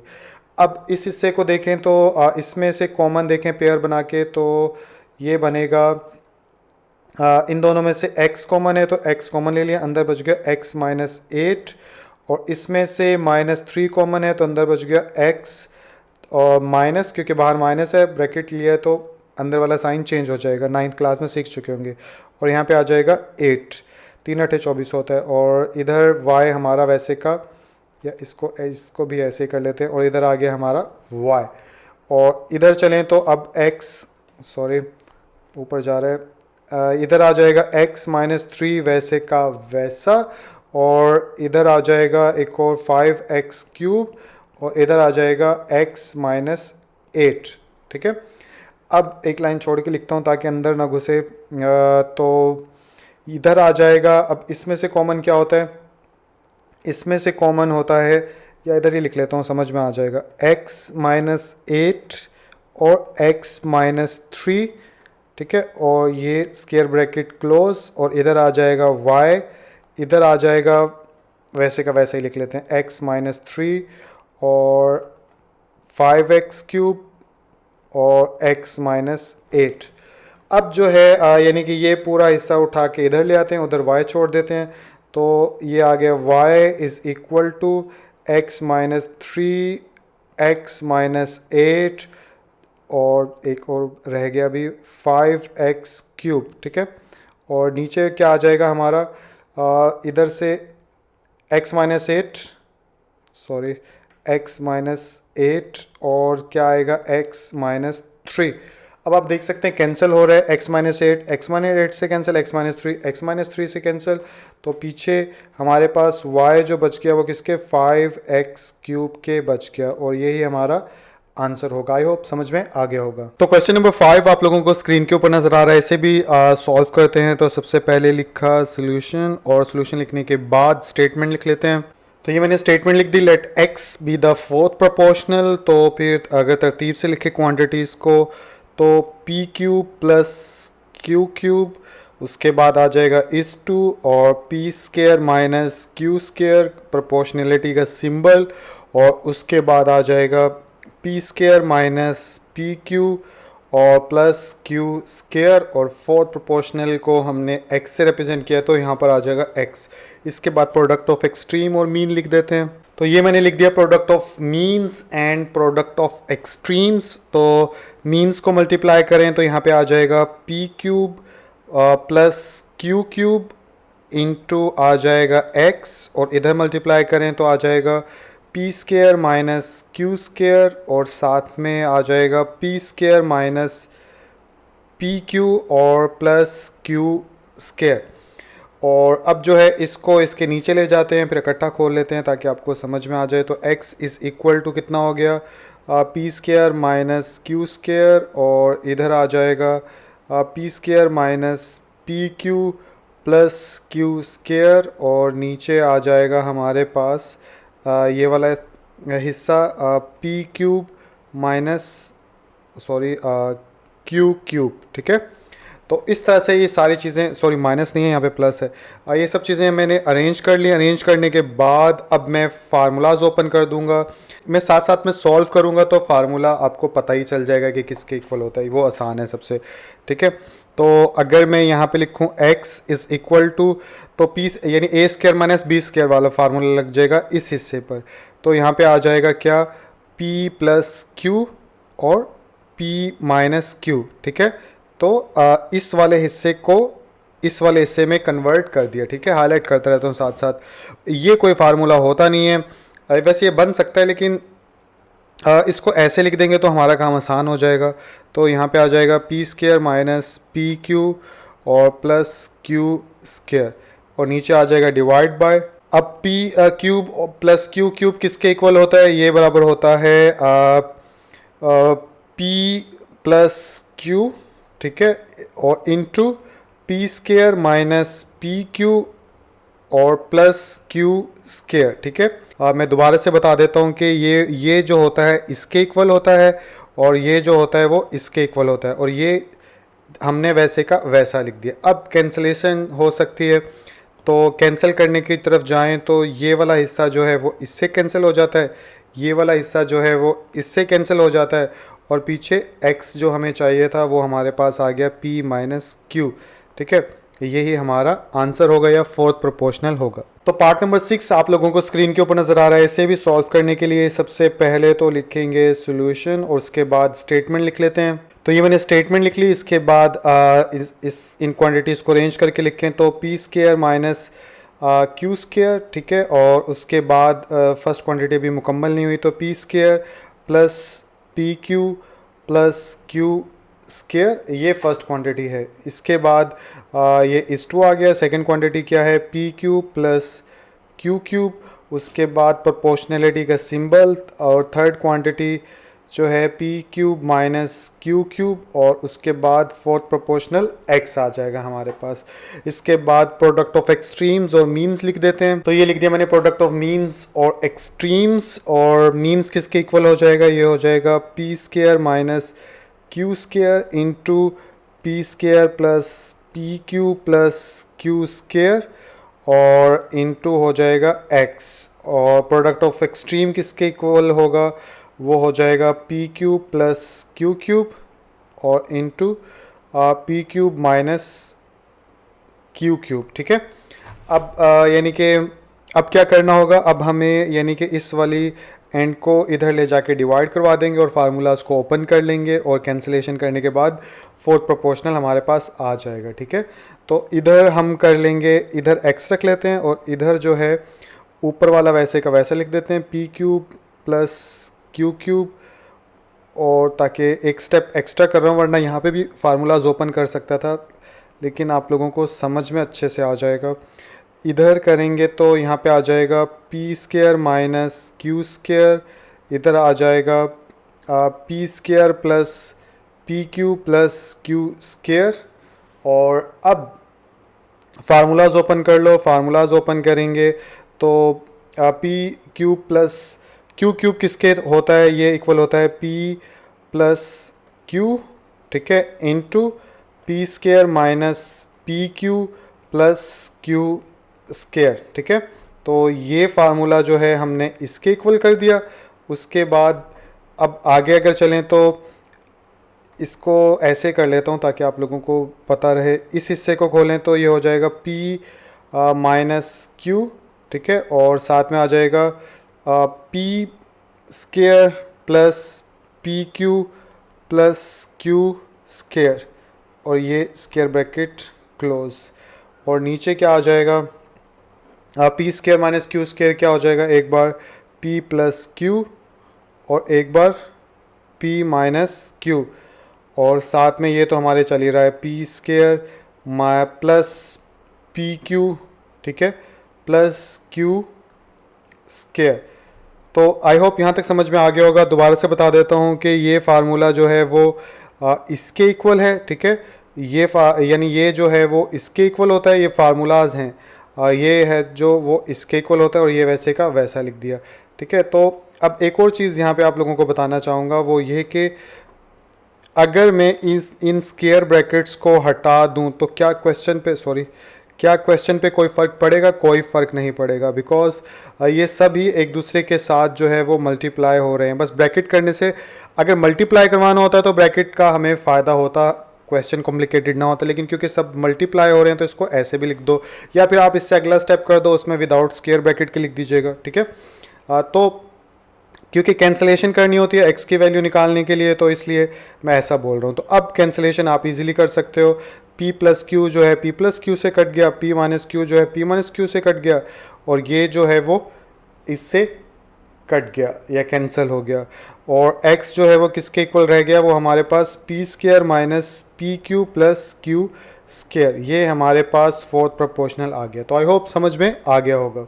तो क्वेश्चन नंबर 3 आप लोगों को स्क्रीन के ऊपर नजर आ रहा है, जिसमें क्या बोला जा रहा है कि फाइंड आ मीन प्रोपोर्शनल बिटवीन, कि इन दोनों के दरमियान जो मीन प्रोपोर्शनल है वो आप मालूम करें। तो पहला सवाल हमेशा की तरह, मीन प्रोपोर्शनल जो है वो किसे कहा जाता है? जब तक ये नहीं पता होगा हम मालूम नहीं कर पाएंगे। तो सबसे पहले पता चलाते हैं मीन प्रोपोर्शनल किसे कहा जाता है। तो बुक में पिछले पेजेस पे जाएंगे तो आपको मीन प्रोपोर्शनल की डेफिनेशन मिल जाएगी। इसको पढ़ देता हूँ, आप लोगों को समझ में आ जाएगा जैसे ही पढ़ूंगा। तो इसमें क्या बोला जा रहा है? If 3 quantities A B and C, ठीक है, आर रिलेटेड एज, यानी कि अगर 3 क्वांटिटीज़ लिख के दिखाता हूँ, जैसे 3 क्वांटिटीज़ हों ए बी और सी, और इनको आपस में इस तरह से अरेंज किया गया हो कि इस तरह से लिखा गया हो, जैसे कि यहाँ पे भी आपको नज़र आ रहा है कि फर्स्ट, ठीक है, उसके बाद सेकंड क्वांटिटी तो बी है तो ये हो गया बी, उसके बाद ये प्रोपोर्शनैलिटी फिर बी आ जाएगा, और उसके बाद यहाँ पे आ जाएगा सी। ठीक है, जैसे इससे पहले भी क्वेश्चंस में आप कर चुके हो। तो ये हमारा थर्ड प्रोपोर्शनल कहलाता है। ठीक है, तो ये वाला हिस्सा जो होता है ये हमारे पास कहलाता है मीन प्रोपोर्शनल। ठीक है, खाली आई होप समझ जाओगे आप लोग। तो अब आप लोगों को पता चला मीन प्रोपोर्शनल किसे कहा जाता है। मीन प्रोपोर्शनल बोला जाता है कि कोई इस तरह से क्वांटिटीज़ की अरेंजमेंट लिखी गई हो, और इस तरह से लिखने के बाद ये जो मिडल होती है, जो सिमिलर क्वांटिटीज़ होती हैं, जो कि उनको मीन प्रोपोर्शनल कहा जाता है। एग्जाम्पल से अगर करें तो पहला क्वेश्चन जैसे 20 और 45 है, इसका मीन प्रोपोर्शनल क्या होगा? तो इसका मीन प्रोपोर्शनल तो हमें मालूम करना होगा, क्योंकि वो तो दिया नहीं गया, क्योंकि क्वेश्चन में कहा तो है कि मीन प्रोपोर्शनल मालूम करो। तो इट्स मीन, क्योंकि पूछा ये गया कि मीन प्रोपोर्शनल मालूम करना है, तो इट्स मीन हमें ये ऑलरेडी पता चल गया कि ये फर्स्ट क्वान्टिटी है और ये थर्ड प्रोपोर्शनल है। या तो जैसे लेट्स सपोज 20 और इस टू, उसके बाद यहाँ पे प्रोपोर्शनैलिटी डाल देते हैं, और उसके बाद इधर एक रेशो डाल देते हैं सिंबल, और यहाँ पे आ जाएगा 45। ठीक है, तो क्योंकि मीन प्रोपोर्शनल हमने मालूम करना है, तो बदले में जब भी मीन प्रोपोर्शनल मालूम करना होता है तो इसके बॉर्डर वाले नंबर ही क्वेश्चन में मौजूद होते हैं। ये बात मैं आप लोगों को कहना चाहता था। तो अब यानी कि ये दो मालूम करने हैं। जो भी चीज़ मालूम करनी होती है उसको चाहे तो m रखो, चाहे आप m की जगह x रखो, चाहे y रखो, वो अननोन वैल्यू है। तो इन सारे क्वेश्चंस में हमने ये वाली जो दो सिमिलर क्वांटिटीज़ होती हैं इनको मालूम करना है। आई होप समझ में आ गया होगा। बाकी क्वेश्चन करूँगा सॉल्व तो आप लोगों को अच्छे से समझ में आ जाएगा। तो चलिए क्वेश्चन सॉल्व करते हैं। तो पार्ट 1 आप लोगों को स्क्रीन के ऊपर नज़र आ रहा है। इसे भी सॉल्व करने के लिए सबसे पहले तो लिख दिया हमने सोल्यूशन लिखने के बाद हम स्टेटमेंट लिख देते हैं यहाँ पर। तो ये मैंने स्टेटमेंट लिख दी कि x जो है वो मीन प्रोपोर्शनल के इक्वल सपोज किया, तो इसके बाद ये हो जाएगा 20:2, और फिर आ जाएगा x, क्योंकि मीन प्रोपोर्शनल x रखा है, और यहाँ पे आ जाएगा फिर दोबारा से x, और यहाँ पे आ जाएगा 45। ठीक है, इसके बाद प्रोडक्ट ऑफ एक्सट्रीम और मीन वाली स्टेटमेंट लिख देते हैं। तो ये लिख लिया मैंने, product of means is equal to product of extreme. थोड़ी सी चेंजिंग मैंने की है। पहले मैं यहाँ पे लिखता था प्रोडक्ट ऑफ एक्सट्रीम्स और इधर लिखता था मीन्स। ठीक है, तो ये आप लोग कंफ्यूज मत होइएगा। प्रोडक्ट ऑफ मीन के अंदर जो है ये वाले दो मल्टीप्लाई होते हैं, और एक्सट्रीम का मतलब यानी कि अब इसको कोई भी निशानी लगा लो अपने माइंड से। ठीक है, मीन का मतलब क्या होता है? मिड। अगर फिजिक्स के अंदर भी आपने देखा होगा तो मीन पोजीशन, ठीक है। तो मीन मतलब मिड, तो जब भी मीन आए तो मिडल वाली जो होते हैं उन क्वांटिटीज़ को आपस में मल्टीप्लाई करवाइएगा, और एक्सट्रीम में बाहर वाली होगा कुछ भी नहीं। अगर आप मिसाल के तौर पर इधर एक्सट्रीम लिख दोगे, इधर मीन लिख दोगे, तो सबसे पहले आपको इधर ये लिखना पड़ेगा, जैसे 20 मल्टीप्लाई बाय 45, और इधर लिखेंगे एक्स स्क्वायर। तो ऐसे में जो जवाब आएगा उसके अंदर यानी कि एक्स जो है वो इधर आ जाएगा, जबकि ये थोड़ा कूल नहीं लगता। हमेशा से हम जितने भी क्वेश्चन देखते हैं एक्स हमेशा इधर होता है, तो वो ज़्यादा कंफर्टेबल फील करवाता है एक मेंटली तौर पे, ठीक है। तो इसलिए हम, क्योंकि एक्सट्रीम और मीन एक दूसरे के दोनों बराबर हैं, तो इसलिए हम कोई सा भी पहले लिख सकते हैं और कोई सा भी बाद में लिख सकते हो। तो ये आप लोगों की चॉइस होगी, ठीक है। चाहे तो इसको पहले लिखो, इसको, चाहे तो इसको पहले। तो पहले मैंने मीन लिखा है तो इसलिए पहले मैं मिडल वाले को दो आपस में मल्टीप्लाई करवाऊंगा, और एक्सट्रीम में क्या करूंगा, 20 को 45 के साथ मल्टीप्लाई करवा दूंगा। तो ये हो जाएगा एक्स स्क्वायर, और ये हो जाएगा 20 को 45 के साथ मल्टीप्लाई करवाएं तो कैलकुलेटर चाहिए, तो ये आ गया हमारा कैलकुलेटर। और 20 मल्टीप्लाई बाय 45, और ये आ गया 900। तो ये आ गया हमारे पास 900। अब 900 हमें तो x की वैल्यू मालूम करनी है, तो ये इधर स्केयर ख़त्म करना पड़ेगा। तो taking both side square root, जब दोनों साइड पे स्केयर रूट लेंगे तो ये हो जाएगा x, और यहाँ पे आ जाएगा प्लस माइनस, जब भी रूट लेते हैं तो ये ऐसे ही आ जाता है, ठीक है। तो इसके बाद यहाँ पे, या यहाँ पे भी डाल देता हूँ, यानी ऐसे करके काट दो, तो एक स्टेप करो या ना करो मसला नहीं है, क्योंकि खाली x लिख दोगे तब भी चल जाएगा। अब x इज़ इक्वल टू कितना आ जाएगा, प्लस माइनस 900 का रूट लें तो कितना आ जाएगा। तो ये आ गया कैलकुलेटर, कैलकुलेटर पे 900 पहले से लिखा हुआ है, हमें रूट लेना है, तो ये आ गया रूट, स्क्वायर रूट, ठीक है। कैलकुलेटर पे भी आप लोग ले लीजिएगा, ये क्यूब रूट है, ये स्क्वायर रूट है, तो 30 आ जाता है, ठीक है। तो इधर आप डायरेक्टली 30 लिख दो कैलकुलेटर का इस्तेमाल करके, बजाय कैंसिलेशन करो और ऐसे करो 30 का स्क्वायर और फिर इससे ये कट गया, ठीक है। तो अब क्लास जैसे जैसे बड़ी होगी, आप लोगों की प्रैक्टिस ज़्यादा हो चुकी होगी, तो आप लोग जल्दी जल्दी शॉर्ट वे में भी आगे बढ़ सकते हो। तो इस तरह से हमने मीन पोजीशन करा है, सॉरी, मीन क्वांटिटीज़ जो है या मीन प्रोपोर्शनल जो है वो हमने मालूम कर लिया। आई होप क्वेश्चन समझ में आ गया होगा। अगले की तरफ चलते हैं। तो पार्ट नंबर 2 आप लोगों को स्क्रीन के ऊपर नज़र आ रहा है, इसको भी सॉल्व करें। तो सबसे पहले लिख लेंगे हम सोल्यूशन, और सोल्यूशन लिखने के बाद यहाँ पे स्टेटमेंट लिख लेते हैं। तो ये लिख लिया मैंने, लेट z, क्योंकि एक्स वाई पहले से मौजूद था तो z जो है मैंने मीन प्रोपोर्शनल के तौर पे लेट कर लिया। और उसके बाद इसको अगर लिखूं तो ये बन जाएगा यहाँ पर 20x³ y रेज्ड टू 5, और उसके बाद इज़ टू z आ जाएगा प्रोपोर्शनलिटी का सिंबल, फिर z आ जाएगा इज़ टू, और यहाँ पे आ जाएगा 5x रेज्ड टू 7, और यहाँ पे आ जाएगा y। इसके बाद प्रोडक्ट ऑफ एक्सट्रीम मीन वाली स्टेटमेंट लिख लेते हैं। तो ये मैंने लिख लिया प्रोडक्ट ऑफ मीन्स और एक्सट्रीम वाली स्टेटमेंट्स। इसके बाद मीन्स में मिडल वाली क्वांटिटीज़ मल्टीप्लाई होती हैं, तो z इंटू जेड, और इधर क्या आ जाएगा, इधर आ जाएगा 20x रेज्ड टू 3 और y रेज्ड टू 5 आ जाएगा, और इंटू 5x रेज्ड टू 7 और y, ये दोनों आपस में मल्टीप्लाई हो रहे हैं। तो इधर चलेंगे तो ये हो जाएगा z स्क्वायर, और इधर अगर चलें z स्क्वायर के बाद तो 20 को 5 के साथ मल्टीप्लाई करवाएंगे तो कितना हो जाएगा 100। तो ये लिख दिया मैंने 100, और 100 के बाद x³ और y रेज टू 7 जो है आपस में मल्टीप्लाई हो रहे हैं। जब भी वेरिएबल्स मल्टीप्लाई होते हैं तो पावर्स उनमें ऐड हो जाती हैं। तो 7 और 3 कितने हो गए 10, तो x के ऊपर आ जाएगा 10, और y रेज टू 5 और 1, यानी इधर 5 है और इधर 1 है, तो 6 आ जाएगा। तो ये हमारे पास z स्क्वायर आ गया। अब taking both side square root ले लेते हैं, जो कि लिखते नहीं है, डायरेक्ट ले लेते हैं, चेक करने वाले को पता चल जाएगा इस प्लस माइनस और रूट के सिंबल से। तो यहाँ पे रूट लिया तो ये इससे कैंसिल हो गया, इसलिए इसको मैं डायरेक्ट ऐसा लिख रहा हूँ। और उसके बाद इधर लेंगे तो इधर आ जाएगा 100x रेज टू, यहाँ पे आ जाएगा 10, और y रेज टू कितना आ जाएगा वो 6, ठीक है। अब इस क्वेश्चन को एक दो तरीके से किया जा सकता है। जैसे इसको अगर ऊपर करूँ तो इस सारे हिस्से को मैं कलर चेंज कर लेता हूँ, इस सारे हिस्से को आप यानी कि किसी तरह स्केयर में कन्वर्ट कर दें और फिर रूट के साथ जो है वो कैंसिल हो जाएगा, तो उस तरह से भी कर सकते हो। लेकिन अगर सबसे पहले तो ये भी पता होना चाहिए आप लोगों को, ये रूट जो है वो किसके इक्वल होता है, वो 1/2 के इक्वल होता है। तो हर कोई टीचर अपने अपने हिसाब से करेगा, आप किसी की मर्ज़ी से भी इस क्वेश्चन को सॉल्व करते हो, मेन पर्पज़ क्वेश्चन सॉल्व करना है। लेकिन मैं यहाँ पर सॉल्व करूँगा जो तरीका मुझे ठीक लगेगा, और मुझे ठीक लगेगा यहाँ पर इसको एक्सपोनेंशियल फॉर्म में तब्दील करना। 9th क्लास में सेकंड चैप्टर के अंदर 2.4 के अंदर आपने प्रैक्टिस की भी होगी कि रेडिकल फॉर्म या रूट की फॉर्म में को कन्वर्ट करते थे हम एक्सपोनेंशियल फॉर्म में, तो वही चीज़ हम यहाँ पे करने जा रहे हैं। ठीक है, तो ये प्लस माइनस वैसे का वैसा, और यहाँ पे लिख लेता हूँ 100 वैसे का वैसा आप लोगों की सहूलत के लिए, और x की पावर आ गई 10 और y की पावर आ गई 6। ठीक है, और यहाँ पे आ जाएगा ये 1/2 के अंदर।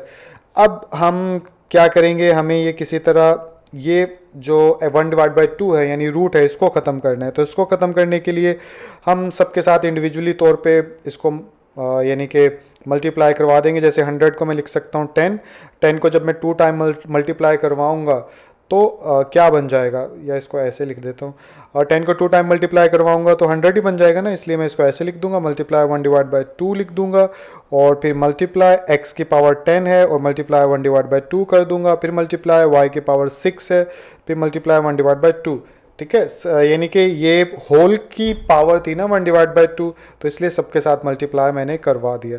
अब जो है आसान है, इसको आगे चलाऊं तो ये 2 से कैंसिल, तो पीछे बच गया 10, 2 5 10, तो पीछे आ जाएगा x⁵5, और इधर आ जाएगा 5 सही से नहीं लिखा गया, और इधर आ जाएगा 2 3 6, तो y³ आ जाएगा। ठीक है, और यहाँ पे z, तो ये हमारे पास z की वैल्यू आ गई जो कि हम चाहते थे, 10x⁵5 y⁵3। और यहाँ पर मैं प्लस माइनस डालना भूल गया, ये मत भूलिएगा वरना क्वेश्चन गलत हो जाएगा। तो क्वेश्चन नंबर 3 है आप लोगों के सामने, इसको भी सॉल्व करते हैं। तो सॉल्व करने के लिए सबसे पहले लिखा है यहाँ पे सॉल्यूशन, और सॉल्यूशन लिखने के बाद स्टेटमेंट लिख लेते हैं। तो ये मैंने स्टेटमेंट लिख ली कि z जो है अगर मीन प्रोपोर्शनल हो तो फिर किस तरह हो जाएगा, ये हो जाएगा 15 p⁻⁴ एंड q⁻⁴, और इधर आ जाएगा is2 z प्रोपोर्शनैलिटी और फिर z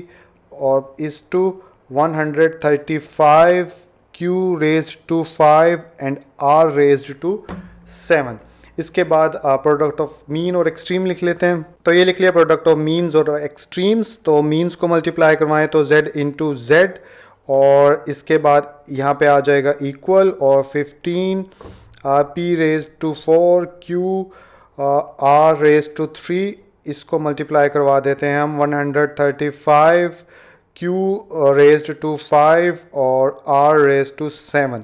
ठीक है, तो ये नीचे आ जाएगा, तो ये हो जाएगा या नीचे एक लाइन छोड़ के करते हैं z², और या छोटा छोटा करके करते हैं आपकी जगह ताकि सारा नजर आए, z², और 15 को 135 के साथ मल्टीप्लाई करवाएंगे तो कितना हो जाएगा, तो ये आ गया कैलकुलेटर। 15 को मल्टीप्लाई करवाना है 135 के साथ, तो ये हो जाएगा 2025। तो यहाँ पे लिख दूंगा 2025, और p को दोनों तरफ नहीं है तो p की पावर आ जाएगी p⁻⁴, q दोनों तरफ है तो दोनों पावर ऐड हो जाएंगी, 6 बन जाएगा, तो q⁻⁶ आ गया, और r⁻7 8 9 10 आ जाएगा। ठीक है, तो ये हमारे पास मल्टीप्लिकेशन के बाद आंसर आया। अब जो है दोनों साइड पे स्क्वायर रूट ले लेंगे, तो इसको करता हूँ थोड़ा सा ऊपर, जब स्क्वायर रूट लूँगा तो ये हो जाएगा z = और यानी कि पहले ले लेता हूँ एक बार ताकि आप लोगों को पता चल जाए, 20 25 और p की पावर 4 q की पावर 6 और r⁻10, और ये आ गया रूट। ठीक है, तो ऐसे आ गया क्योंकि इधर भी स्क्वायर था, रूट इससे कैंसिल हो गया तो उधर बच जाएगा। अब इसको एक्सपोनेंशियल फॉर्म में तब्दील कर लेते हैं और साथ ही यानी इसको भी सॉल्व करते हैं। तो इसको सॉल्व करने के हवाले से बात करूं तो इसको हम फैक्टर्स बना के भी सॉल्व करके इस रूट को ख़त्म कर सकते हैं, लेकिन इसका एक आसान तरीका भी है, क्योंकि बेसिकली ये बात तो क्लियर है ना कि हमने इस रूट को ख़त्म करना है, इसीलिए यानी डायरेक्टली रूट को ख़त्म करेंगे स्क्वायर में कन्वर्ट करेंगे वो थोड़ा मुश्किल लगता है, इसलिए एक्सपोनेंशियल में तब्दील कर देते हैं। लेकिन यहाँ पर इतना बड़ा नंबर है कि इसके फैक्टर्स बनाएंगे तो वो भी एक फर्दर स्टेप्स क्रिएट कर देगा और आप लोगों के लिए और मुश्किल होगी। तो मुझे जो आसान लग रहा है मैं उस तरह से कर रहा हूँ, बाकी आप जिस तरह से करें आपकी मर्ज़ी। कि इसका अगर हम 2025 का जब कैलकुलेटर पे रूट लेंगे तो हमारे पास आ जाएगा 45। तो अगर हमारे पास 45 आ जाएगा तो फिर हम क्या करते हैं, क्योंकि कैलकुलेटर हमारे पास होगा, जब हम इसका यानी कि रूट ले लेंगे 45 आ जाएगा, तो हम जब एक्सपोनेंशियल में इस वाले हिस्से को तब्दील करेंगे तो हम 45 की पावर 2 करेंगे तो हमारे पास यही आ जाएगा, और फिर इसको डिवाइड बाय 2 कर देंगे तो इस तरह से रूट हमारा ख़त्म हो जाएगा। ठीक है, बाकी करूँगा तो समझ में आ जाएगा। ये बात तो आप लोगों को पता है ना कि जब भी जैसे अगर कहीं पे 4 लिखा हुआ है इसका रूट ले लें तो ये किसके इक्वल होगा, 2 के। 2 के इक्वल क्यों होता है, थोड़ा सा रिमाइंड करवा दूं तो 4 को मैं लिख सकता हूँ 2 की पावर 2, और इसको एक्सपोनेंशियल फॉर्म में लिखो 1 डिवाइड बाई 2, तो ये इससे कैंसिल हो गया। तो इट्स मीन के जिस नंबर का भी रूट लिया होता है कैलकुलेटर पे, अगर वो सीधा सीधा नंबर आ जाए तो इट्स मीन के इसी नंबर को 2 दफ़ा मल्टीप्लाई करवाएंगे तो रूट वाला नंबर आ जाएगा। बात को दोबारा से सिंपल तरीके से बताऊं तो इस रूट का आंसर 45 है, जिसका मतलब ये है कि 45 को जब आप 2 टाइम्स मल्टीप्लाई करवाएंगे तो 25 वाला नंबर आ जाएगा। ठीक है, तो आई होप समझ में आ गई होगी कि हम इस चीज़ को किस किस तरह से लिख सकते हैं। जैसे अगर यहाँ पे लिखा हुआ है प्लस माइनस, ठीक है, तो अगर मैं यहाँ पे 25 की जगह मैं 45 लिख दूँ तो मैं ये लिख सकता हूँ, क्योंकि 45 को अभी मैंने आपको कैलकुलेटर पे सॉरी दिखाया नहीं है। देखिए 25 का जब मैं रूट लूँगा तो 45 आ गया, और 45 को जब मैं 45 के साथ मल्टीप्लाई करवाऊँगा तो वही 25 आ गया। तो ये एक आसान तरीका है जिससे आपको पता चल जाएगा कि रूट कैसे कैंसिल होगा। या फिर एक और तरीका ये है कि जिस नंबर का रूट आता है उसको वैसे का वैसा कर लो और बाकियों की जो है आप ऐसे कर लो, यानी कि इसका रूट डायरेक्टली ख़त्म कर दो। लेकिन वो थोड़ा सा अजीब सा लगेगा, इसलिए तरीका तो मैंने आपको बता दिया ना। तो आप रूट लेके चेक कर लेना, 2 टाइम्स मल्टीप्लाई होता है तो हमारा काम आसान हो जाएगा। तो 45 की पावर 2 आ गई, और इसके बाद पी की यानी कि पावर 4 ही रख लेते हैं, और क्यू की पावर जो है वो 6 ही रहने देते हैं, क्योंकि अभी ये कैंसिल हो जाएंगे जब एक्सपोनेंशियल में तब्दील करूँगा। तो ये हमारा एक्सपोनेंशियल में तब्दील हो गई पूरी वैल्यू। इसके बाद आगे अगर चलें तो अब जो है सबको इंडिविजुअली तौर पे कैंसिलेशन कर लेते हैं। 45 की पावर 2 मल्टीप्लाई 1 डिवाइड बाई 2, फिर p की पावर 4 मल्टीप्लाई 1 डिवाइड बाई 2, फिर q की पावर 6 मल्टीप्लाई 1 डिवाइड बाई 2, और फिर r की पावर 10 मल्टीप्लाई 1 डिवाइड बाई 2 हो जाएगी। इसके बाद अब फर्दर आगे चलाएं तो ये क्या हो जाएगा, प्लस माइनस ये इससे कैंसिल, तो ओनली बच गया 45, और 2 टू द 4, तो p की पावर कितनी बच गई 2, और 2 3 द 6, तो q की पावर कितनी हो गई 3, और 2 5 द 10, तो r की पावर कितनी हो गई, सॉरी सारा ही नीचे चला गया, r की पावर हो गई 5, और यहाँ पे आ गया z। तो ये हमारे पास जो है वो आंसर होगा। आई होप समझ में आ गया होगा। तो पार्ट नंबर 4 आप लोगों को स्क्रीन के ऊपर नज़र आ रहा है, इसे सॉल्व करें। तो सबसे पहले सोल्यूशन लिखा और उसके बाद हम यहाँ पर स्टेटमेंट लिख लेते हैं। तो ये मैंने स्टेटमेंट लिख ली कि z जो है अगर मीन प्रोपोर्शनल है तो इसके बाद क्या हो जाएगा, इसके बाद हो जाएगा x square first quantity, y square is to z आ जाएगा, और उसके बाद जो ये z थोड़ा मैं गलत तरीके से लिख रहा हूँ, ऐसे ठीक है।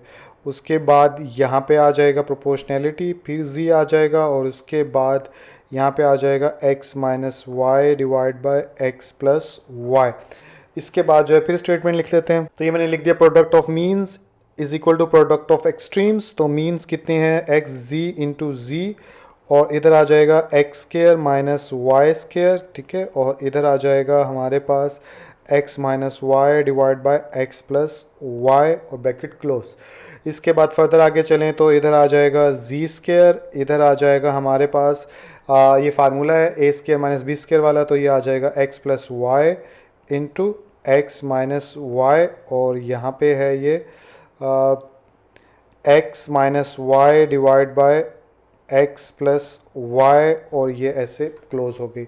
इसके बाद हमें स्केयर भी ख़त्म करना है, लेकिन यहाँ पे ये चीज़ आपस में कैंसिल भी हो रही है, तो अभी इसको ऐसे ही लिखते रहते हैं। जी स्केयर हो गया x माइनस वाई होल का स्केयर, क्योंकि एक ये है और एक ये है, 2 टाइम्स x माइनस वाई है ना। तो यहाँ तक समझ में आ गया। तो अब इसका रूट ले लेते हैं। जब रूट लूँगा तो ये हो जाएगा z और यहाँ पे आ जाएगा प्लस माइनस और x माइनस वाई होल का स्केयर ये आ जाएगा। इसको एक्सपोनेंशियल फॉर्म में तब्दील करेंगे तो कितना आ जाएगा, plus minus x minus y whole की पावर 2 मल्टीप्लाई 1 डिवाइड बाई 2, ये इससे कैंसिल हो जाएगा और इन दी एंड हमारे पास z की वैल्यू आ जाएगी plus minus x minus y और यहाँ पे आ जाएगा ब्रैकेट और यही हमारा आंसर होगा। आई होप समझ में आ गया होगा। तो क्वेश्चन नंबर 4 आप लोगों को स्क्रीन के ऊपर नजर आ रहा है, इसको भी एक बार पढ़ लेते हैं कि इसमें क्या बोला जा रहा है कि find the values of the letter. आपने लेटर की वैल्यूज मालूम करनी है। जैसे ये क्वेश्चन नंबर 1 है तो इसके अंदर ये लेटर P जो है इसकी वैल्यू मालूम करनी है।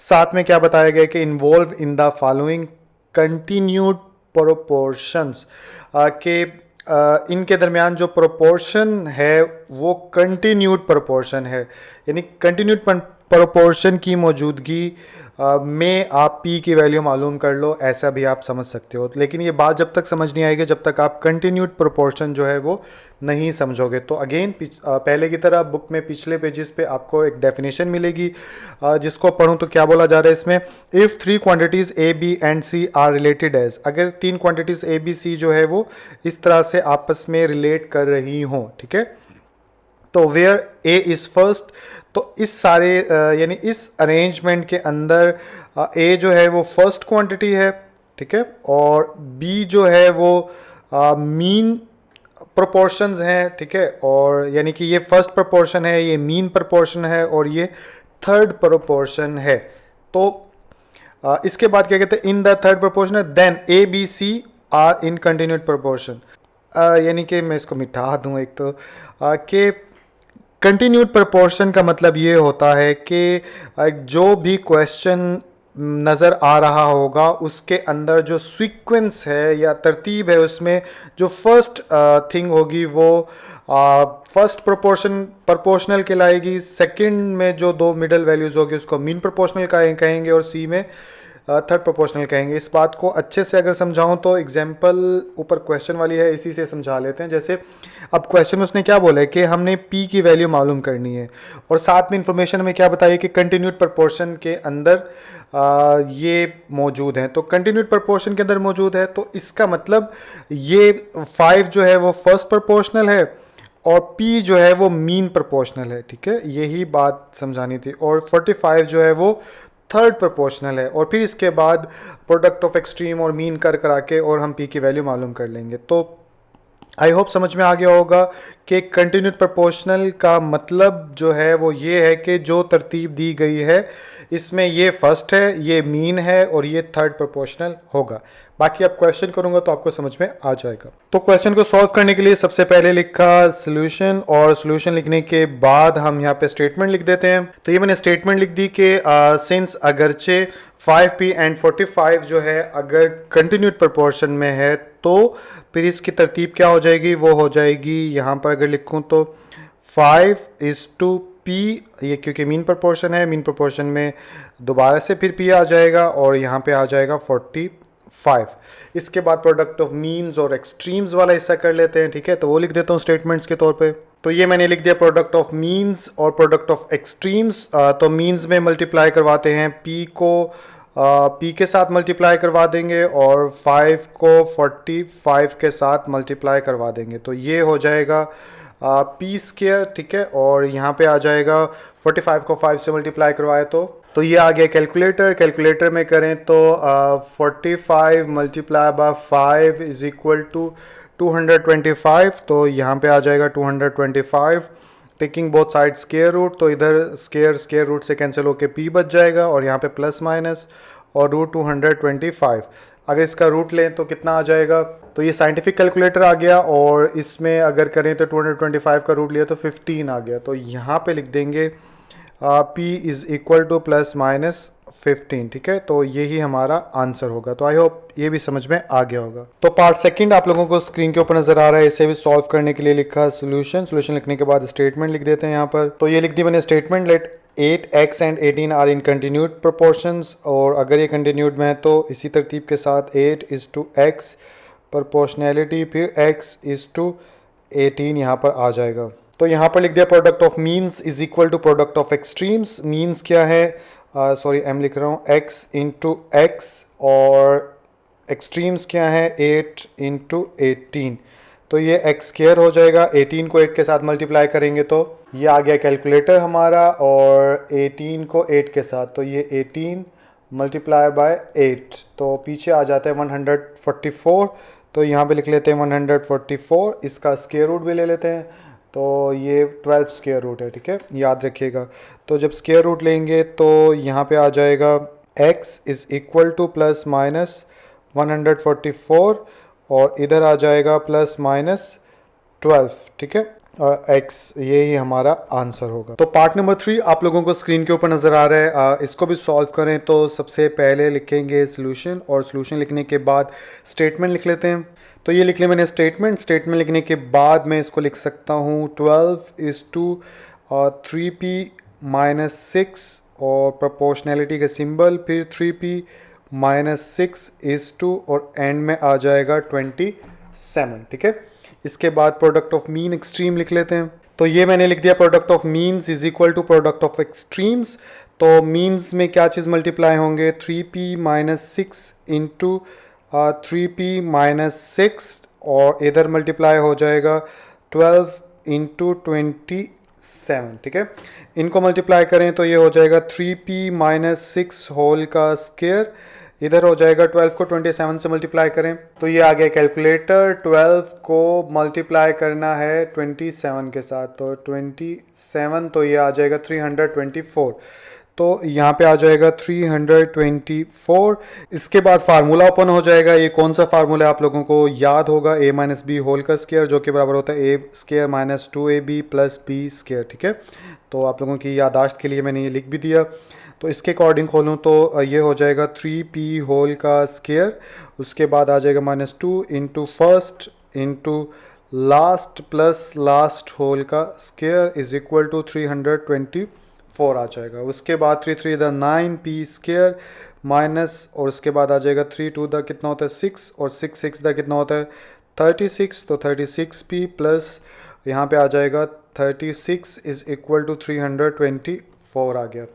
फर्दर इसको आगे चलाएं तो अब कितना हो जाएगा, 9 जो है तीनों में से कॉमन आता है, तो 9 कॉमन ले लेते हैं, तो अंदर बच जाएगा ओनली p स्क्वायर माइनस 9 4 से 36 होता है, तो 4p प्लस 36 कह रहा 4 आ जाएगा, ठीक है। और इधर आ जाएगा 324, ये 9 इधर मल्टीप्लाई हो रहा है, इधर लेकर जाएंगे तो क्या हो जाएगा डिवाइड, तो ये हो जाएगा p square minus 4p plus 4 is equal to 324 divide by 9। अब देखते हैं कि 324 9 पे डिवाइड होता है, तो यहाँ पे लिख लेते हैं 324 डिवाइड बाय 9, तो यस बिल्कुल 36 आता है। तो यहाँ पे अब फाइनली आ जाएगा p square minus 4p plus 4 is equal to 36। इसके बाद आगे क्या करेंगे हम, इसके बाद ये करते हैं कि इधर का ये 36 है, इधर 4 है, तो 36 को मैं इधर लेकर जा सकता हूँ, इससे और सिंप्लीफाई हो जाएगा। तो ये हो जाएगा p square minus 4p plus 4 minus 36 is equal to 0। तो अगर यानी 36 में से 4 गए तो 32 बच जाते हैं ना, तो इसलिए मैं डायरेक्ट कर देता हूँ ताकि एक स्टेप बच जाए हमारा। यानी कि जब ये इधर आज बल्कि कर ही देता हूँ, वरना हो सकता है कि मसले हो जाएं। आगे चलें तो ये हो जाएगा p square minus 4p, minus की वैल्यू बड़ी है, 36 में से 4 गया तो 32 आ जाएगा इज इक्वल टू 0। तो ये हमारे पास जो है एक इक्वेशन आ गई, इसके फैक्टराइजेशन कर लेंगे, फैक्टर्स बना लेंगे और p की वैल्यू इजीली मालूम कर लेंगे, ठीक है। तो फैक्टर्स बनाने आप लोगों को आते होंगे कि इसको इधर कुछ नहीं है तो 1 है, 1 के साथ मल्टीप्लाई करेंगे तो माइनस 32 ही आ जाएगा। अब हमें दो नंबर चाहिए जिनको मल्टीप्लाई करवाएं तो माइनस 32 आना चाहिए, और जिनको ऐड करवाएं तो -4p आना चाहिए, ठीक है। तो अब हमें चाहिए होगा कैलकुलेटर, ये आ गया हमारे पास कैलकुलेटर। तो हमें 2 डिजिट चाहिए। तो पहले तो 32 को हम 2 पे डिवाइड करके देख लेते हैं। अगर 2 पे डिवाइड करें तो 16 आ गया। तो 16 और 2 को ऐड करेंगे तो या माइनस करेंगे तो -4 कभी भी नहीं आएगा, इसलिए ये पेयर नहीं हो सकता। फिर 32 को 3 पे डिवाइड करके देखते हैं, शायद ये पेयर बन जाए। तो पॉइंट में आता है, इट्स मीन कि ये पेयर नहीं बन सकता। अब 32 को डिवाइड कर देते हैं हम 4 के ऊपर। अगर 4 पे डिवाइड करें तो 8 आता है। तो 8 और 4 का पेयर से हमें 4 भी मिल सकता है। यस बिल्कुल, 8 में से 4 गए तो 4 बच जाते हैं, और 8 को 4 से मल्टीप्लाई करेंगे तो 32, यानी 8 और 4 का पेयर आएगा। तो कैसे, वो मैं अभी यहाँ पे बता भी दे देता हूँ। अगर यहाँ पे लिखे -8 और +4, ठीक है। तो अब आप देखिए 8 4 ज़ा 32 हो गया माइनस का, और इधर अगर करें तो -8 और +4, ठीक है। तो हमारे पास -4 आ जाएगा। तो 8 और 4 का पेयर बनता है, पहले कर लेता हूँ फिर मिटाता हूँ। तो इधर लिख लूँगा p², उसके बाद लिख लेता हूँ -8p + 4p -32 is equal to 0। I think 9th class में ये चीज़ें सीख गए होंगे। और उसके बाद पेयर बना लेते हैं। इन दोनों में से क्या कॉमन है? p कॉमन है, तो अंदर बच जाएगा p -8। इन दोनों में से 4 कॉमन है, तो अंदर बच जाएगा p -8, ठीक है। 8 4 ज़ा 32 होता, यानी कि 4 8 दा 32 होता है, और इधर आ जाएगा 0। आगे अगर चलें तो p -8 एक फैक्टर हो जाएगा, और p + 4 दूसरा फैक्टर हो जाएगा। अब इनको अलग अलग कर लेते हैं। अलग अलग करें तो p -8 इज़ इक्वल टू 0 और p + 4 इज़ इक्वल टू 0। तो p इज़ इक्वल टू 8 आ जाएगा, और p इज़ इक्वल टू -4 आ जाएगा।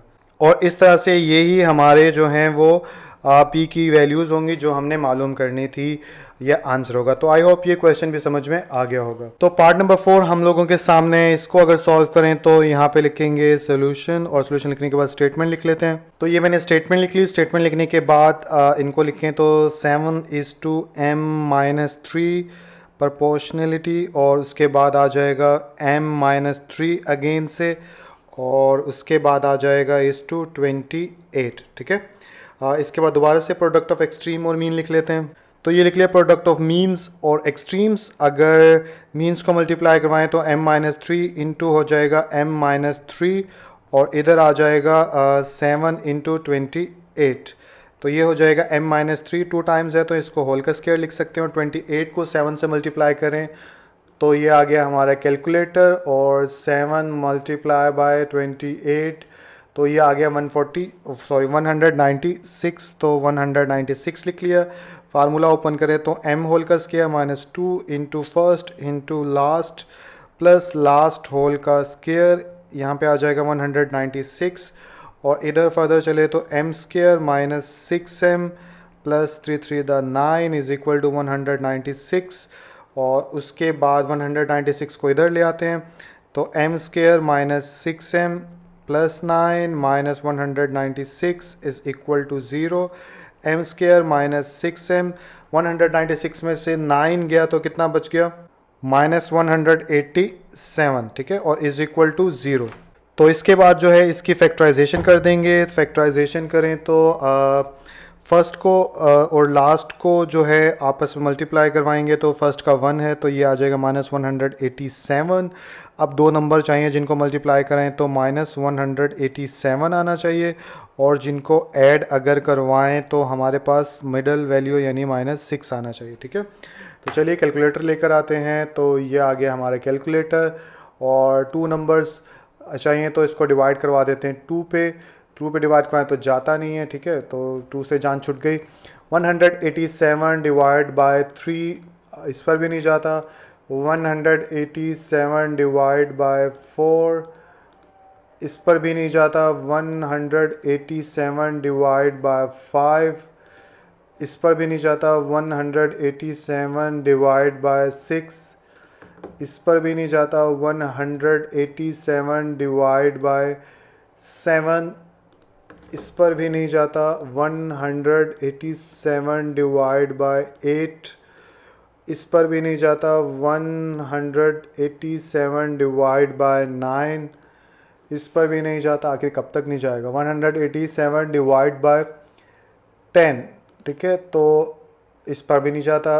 187 डिवाइड बाय 11, या इस पे जाता है। तो 11 और 17, तो 17 में से 11 गया तो कितना बच गया, 6 बचता है। इसमें से -11 कर दूँ तो यस बिल्कुल 6 बचता है। तो 11 और 17 ये दो नंबर आए, तो 11 और 17, ठीक है। और हमें माइनस का 6 चाहिए, तो माइनस की वैल्यू बड़ी कर लेते हैं। तो -17 और को 11 से मल्टीप्लाई करेंगे तो -187 आ जाएगा, और -17 में ऐड करेंगे 11 तो हमारे पास -6 आ जाएगा, ठीक है। तो इसी पेयर को इस्तेमाल करते हैं, m² -17m और +11m और -187 इज़ इक्वल टू 0 हो गया। और इसको यहाँ से रिमूव कर देते हैं, और रिमूव करने के बाद आगे अगर चलें तो पेयर बनाएं तो m कॉमन है, तो m - 17 आ जाएगा, और प्लस इधर 11 आ जाएगा। तो 11 को 17 के साथ करते हैं, तो यहाँ पे आ जाएगा m - 17 is equal to 0, m - 17, और इधर आ जाएगा m + 11 इज़ इक्वल टू 0। तो दो m की वैल्यू आ गई, m - 17 इज़ इक्वल टू 0 और m + 11 इज़ इक्वल टू 0। तो m इज़ इक्वल टू 17 और m इज़ इक्वल टू -11। तो ये हमारे पास दोनों m की वैल्यूज़ आ गई, यही हमारे पास आंसर होगा। आई होप समझ में आ गया होगा। तो इसी के साथ जो है ये एक्सरसाइज पूरी ख़त्म हो गई। आई होप आप लोगों को समझ में आया होगा। अगर कुछ गलती कर दी हो अनजाने में या कुछ बुरा लगा हो तो मुझे माफ़ कर दीजिएगा। दिल लगा के मेहनत करिए, आगे बढ़िए, दुआओं में मुझे याद रखिएगा, अपना ख्याल रखिएगा। अल्लाह हाफिज़।